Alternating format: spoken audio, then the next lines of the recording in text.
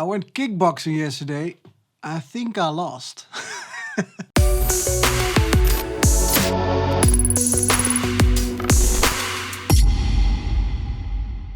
Hey, what's up? Husband here, and in today's video I'm gonna talk to you all about mastering.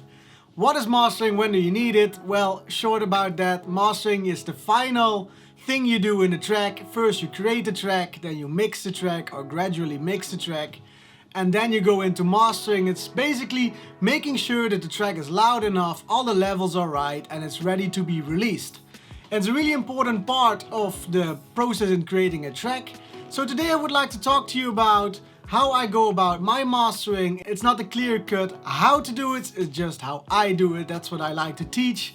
My way of working. Well, my master chain is actually pretty straightforward. I always start with a Pro Q or like an equalizer, and then I usually just cut out the lowest lows and the highest highs of the frequencies. Next to that, I always give a little bit of a boost where the kick is hitting the hardest, just to make the kick pop out a little bit more. At least in my own production, I usually in the mixing phase, I don't boost enough. Might be because of the speakers that I have, might be because of this room, but that's the reason why I always boost them. Now, when the EQ is done, I always have a multi-band compressor, and basically I divide the individual bands of the track, the individual frequencies in three groups: the low, the mids and the highs. Usually I use the Ableton multi-band compressor for this, and at this stage I'm gonna compress each band individually. This way you get a really nice balanced mix. And this is also the first moment that I'm gonna increase the gain to get it to as loud as I can. I basically just use the output of the multi-band compressor for that. So basically first do the individual tweaking, and with these sliders in the middle you can tweak how much of the highs, how much of the lows and how much of the mids you want to compress. Do it more, you get a more thin sound in those bands. Do it less, you get a more open sound. It's all about personal preference in this case. Now, if you're done with the multi-band compression, next stop is the imager. The imager is basically a tool to widen or make your mix more narrow at certain points. I really like to increase the width of my high frequencies a little bit, so as a more open sound in the high frequency range makes it really nice and really open, and also make sure that the low frequencies are pretty mono, sometimes not totally mono, but mostly more mono than the mids and of course the highs, so that you get a really balanced mix. So low pretty much mono, mid in the between, and the high frequencies are a bit wider. Following up to that, I also have an ozone exciter. It's what the name says, it's exciting. At this stage we're gonna apply some saturation, make certain frequencies stand out more, and here also boost the high frequencies, the mid-high frequencies, to really make them stand out in my mix and make them really nice and crispy.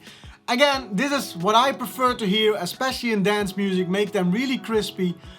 And that's how I approach it. You might not want to boost them as much as I do, but that's of course personal preference. And then last but not least is a limiter. A limiter is a tool to either cut off the peaks or really boost it towards a certain level. I usually use my limiter just to gradually cut off the peaks at 0 dB, so I have a loud mix and also a clean mix.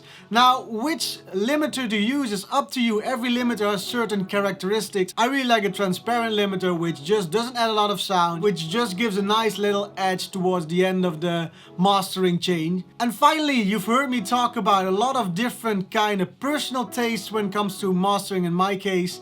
The final thing is that you really want to check is your loudness. Loudness is an interesting topic. Every genre has certain loudness. I really prefer my tracks to be loud, but not too loud so transients get lost. I really like to sit about -6 dB LUFS or -7 dB LUFS. I've heard tracks which are -4, -3, sometimes even -2. I personally can't get them that loud and keep the cleanness, so I'd rather just ease off the loudness a little bit while still keeping a loud enough mix. Now, before I'm gonna show you a before and after, just basically an unmastered track and gradually applying these settings of my master chain, I really want to stress something. It's like, if you don't have a great mix down, and also if you don't have a great track, the master won't make your track amazing. If you have an awesome mix, you have an awesome track, the master can make this track awesome. So anyway, so that's basically what mastering does. Here is an example of how my master chain applies to one of my own songs.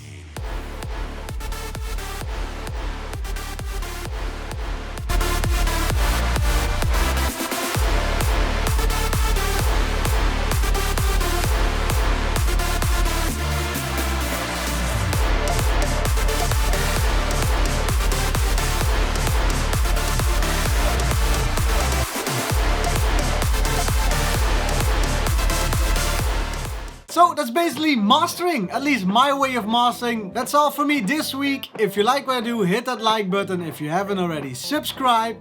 I'm at the final stages of finishing the first playtest of my game Wrath of the Mad King. Should you want to be notified, because it's gonna be live this month, head over to my Discord and keep a lookout on my socials.